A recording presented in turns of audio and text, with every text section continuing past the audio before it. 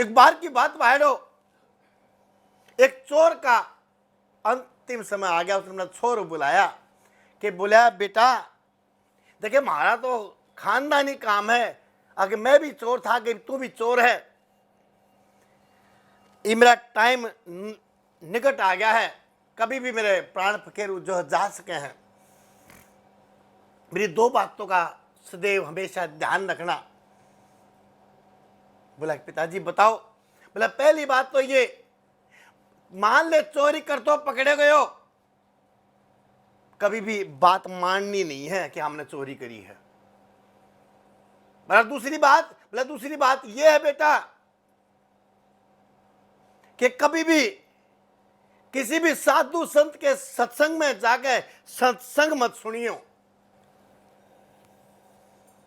सत्संग मत सुनियो। और इतनी सी बात कह के वो अपना शरीर छोड़ के और परलोक चला गया। अब ऐसे ही उसका चोरी करते करते गुजर बसर होने लग गया।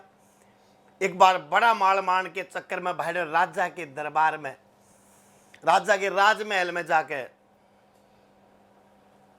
डाका गिर लिया भाई। जब चोरी होने लग गई तो पहरेदार ने पता चल गया।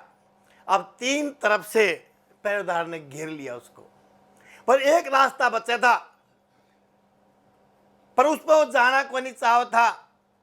वो रास्ता कौन सा था? एक संत सत्संग करने लग रहे तो अगर देखिए मेरे बाप ने तो ये कही थी कि किसी साधु के संत के सत्संग में मत जाइए तो कुछ भी हो जा, पर रास्ता है वही बचा, तीन तरफ से घेर लिया।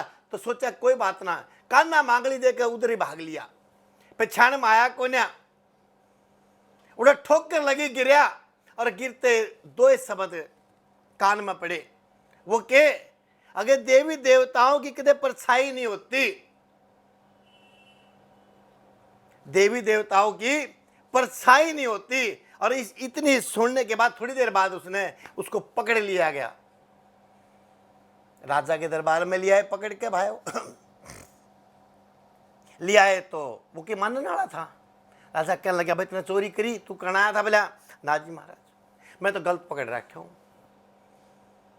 सबूत कोई था ही नहीं, पहचान में किसी का आया ही नहीं था, शक के बिना पकड़ रखा था। कोई बात ना भाई, शक के बिना फिर भी जेल में गिर दो।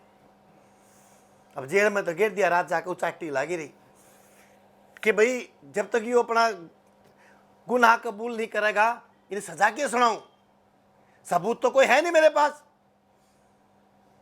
बड़ा दिमाग लगाया राजा ने, और जो उसकी राज दरबार की रंगमंच की जो टीम थी उसमें एक औरत बुलाई।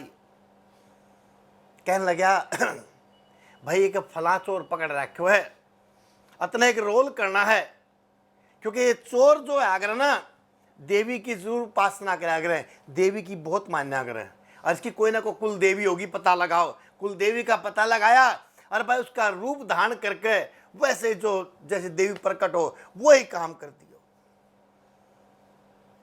तय जो टाइम तय था उस टाइम पे पहरेदारों ने दरवाजे खोल दिए, माता प्रकट होगी। कहने लगी बेटा तू बता मेरे को कि तूने चोरी की कि नहीं की। जब वो बताने लग गया इतने मुझे दिमाग में आई, देखा तो उसकी परछाई समझ में आई, और वह संत की बात याद आई कि देवी देवताओं की परछाई नहीं होती। उसने बात बदल दी मैं इससे। कहने लगा हे माते आपको तो पता है कि मैंने चोरी करी ही नहीं, और जब मैंने चोरी करी ही नहीं मैं तो देखो वैसे पकड़ रखा हूं, और तू कुछ ना कुछ तो मेहनत करे अगर मैंने इस जेल से बाहर निकालो। अब ये बात जो है उसके पहरेदार थे साइड में खड़े होकर सुन रहे थे, उन्हें जाकर राजा बताएगी महाराज इसने चोरी करी नहीं। कितने शब्द मिले, और दो शब्द कान में पड़े, उन शब्दों से सुबह उसका जो है कारावार से जो है मुक्ति मिलेगी उसको।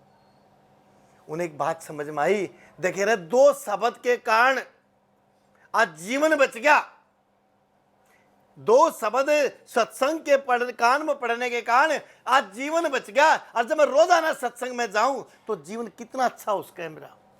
उन्हें सब कुछ त्याग के उस संत का और उसके वचनों का शुक्रिया अदा करा और उसी में जाकर मिल गया। अरे मैं थाना ये तो कहूं, अरे सत्संग सत्संग ही है। एक एक बात